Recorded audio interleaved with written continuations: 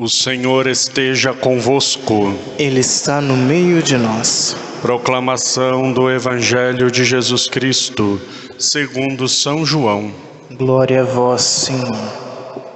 Naquele tempo, os judeus discutiam entre si, dizendo: como é que ele pode dar a sua carne a comer? Então Jesus disse: em verdade vos digo, se não comerdes a carne do Filho do Homem e não beberdes o seu sangue, não tereis a vida em vós. Quem come a minha carne e bebe o meu sangue tem a vida eterna, e eu o ressuscitarei no último dia. Porque a minha carne é verdadeira comida e o meu sangue verdadeira bebida. Quem come a minha carne e bebe meu sangue permanece em mim e eu nele. Como o Pai que vive me enviou, e eu vivo por causa do Pai, assim o que me come viverá por causa de mim. Este é o pão que desceu do céu. Não é como aquele que os vossos pais comeram e morreram. Aquele que come este pão viverá para sempre. Assim falou Jesus, ensinando na sinagoga em Cafarnaum. Palavra da salvação. Glória a vós, Senhor.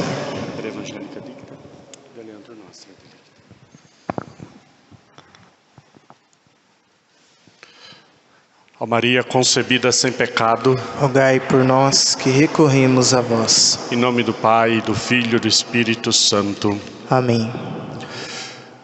Nós continuamos lendo o capítulo 6 do Evangelho de São João, e hoje então Jesus nos ensina que se nós não comermos da sua carne e não bebermos do seu sangue, não tem como nós termos a vida em nós. Ele é o verdadeiro alimento para a vida eterna. Assim como para o corpo o alimento é necessário para que nós tenhamos vida, tenhamos energia, forças, a comunhão com o corpo e o sangue do Senhor é o alimento para a nossa alma. Jesus não responde o questionamento dos judeus. Os judeus perguntam: mas como ele pode dar de comer a sua carne e dar de beber o seu sangue?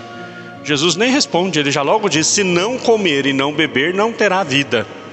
Porque quem come a minha carne e quem bebe meu sangue permanece em mim e eu permaneço nele. Jesus coloca então esta condição para a ressurreição, para a salvação, é comer e beber da Eucaristia. Mas nós precisamos nos aproximar deste alimento mais do que como uma postura meramente intelectual, mais do que simplesmente convencidos de que ali está a presença de Jesus, até porque a presença de Jesus não depende da nossa fé para estar na Eucaristia. Tem algumas pessoas que têm uma concepção muito errada. Eu expliquei bastante isso na última catequese que nós fizemos sobre a Eucaristia. Tem pessoas que acreditam que para Jesus estar presente na Eucaristia eu preciso acreditar nisso. Uma pessoa uma vez disse assim, por exemplo, se uma pessoa que vem comungar e ela não acredita que é Jesus, então aquela hóstia para ela não é Jesus. Está errado isso. Jesus disse: isto é o meu corpo. Ele não disse: isto é o meu corpo para quem acredita que seja. O sacramento não depende da nossa fé. O sacramento não depende da nossa adesão. O sacramento é uma ação de Cristo. Então, estar convencido de que Jesus está na Eucaristia não é o suficiente para nós comungarmos com frutos. Com frutos. Vou usar uma expressão que não é muito boa, né? Tem gente que chama alguns católicos de papa hóstia, né? Só comer a hóstia não significa comungar. Entendam bem isso. Nós recebemos a comunhão sacramental quando nós ingerimos a hóstia consagrada. Mas esse alimento, ele pode ter diversos efeitos em nós. Diversos efeitos em nós. Vamos começar lá de baixo. Uma pessoa que comunga em pecado mortal, ela está comendo e bebendo da sua condenação. Está comendo e bebendo da sua condenação. São Paulo vai dizer justamente isso: quem come sem distinguir que é o corpo e o sangue do Senhor, sem estar devidamente preparado, está comendo e bebendo da sua condenação. Quem come e bebe em estado de graça, está comungando. Mas se eu não tenho fé, se eu não faço um ato de fé, aquela comunhão ela não produz um efeito na minha vida. O sacramento ele tem a força de produzir um efeito imenso em mim. E é uma ação de Deus, mas o tamanho do efeito que ele produz em mim é o quanto eu estou disposto a receber, o quanto eu tenho fé e o quanto eu me abro para receber. Os santos, quando comungavam, cresciam imensamente em santidade. Imensamente em santidade. Se nós pegarmos, por exemplo, a quantidade de santos que entravam em êxtase e passava horas e horas e horas em êxtase rezando, depois de receberem a Sagrada Comunhão, e muitos santos, se nós pegarmos aí 2, 3 séculos para trás, não comungavam constantemente como nós comungamos. Muitos talvez nem todos os domingos tinham comunhão. São Francisco de Assis, por exemplo, aí já lá século XIII, não tinha comunhão como nós temos tão constantemente. Ele comungava algumas vezes no ano. Daí, por exemplo, as quaresmas que ele fazia eram preparações para as comunhões. Quando comungava, entrava em êxtase, horas e horas e horas e horas e dias rezando. A Eucaristia produzia um efeito nele. E nós às vezes comungamos todos os dias e continuamos do mesmo jeito. Mesma coisa. Há uma diferença no modo como nós nos aproximamos de Jesus, e nós podemos pegar dois exemplos.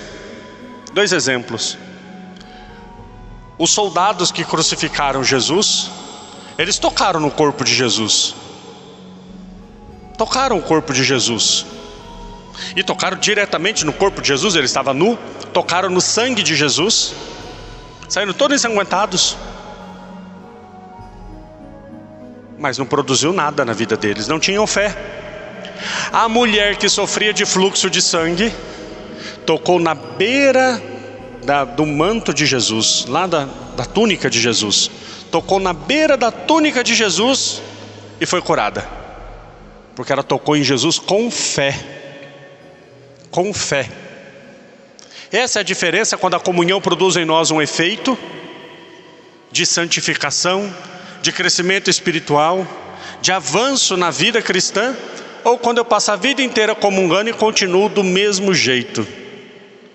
Não cresce nem o meu amor pela Santa Missa, porque eu chego para a missa, fico batendo papo, conversando, a igreja vira um mercado de peixe. Não tenho nem respeito pela igreja, o que dirá pela comunhão. Temos que crescer na fé, de fé em fé, vai dizer São Paulo. Poderíamos parafrasear e dizer, de comunhão em comunhão. A comunhão eucarística é algo tão especial e tão forte, que nós alcançamos imediatamente. Vejam bem isso, queridos, é muito importante. Nós alcançamos na comunhão eucarística imediatamente, em ato, aquilo que os grandiosíssimos santos levavam muito tempo para alcançar na contemplação. Se nós pegarmos Santa Teresa d'Ávila, que era uma santa de 7ª morada, São Francisco de Assis, que era um santo de 7ª morada, e se tivesse mais algumas ele ainda podia avançar um pouquinho mais. São Francisco de Assis passava dias e dias dentro daquela caverna no Monte Alverne rezando, em jejum, para alcançar uma união íntima, mística com Jesus. E nós alcançamos isso imediatamente quando comungamos.